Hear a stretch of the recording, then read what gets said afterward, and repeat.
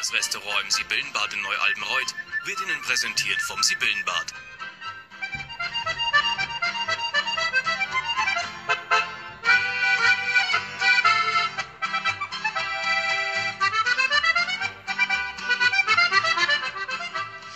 Willkommen daheim zu unserem Volksmusikstammtisch, unserem zweiten aus Neu-Albenreuth, aus dem Sibyllenbad.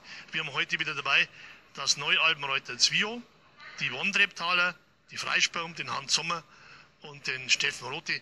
5 tolle Interpreten und Gruppen. Es wird Ihnen gefallen. Ich wünsche Ihnen viel Vergnügen.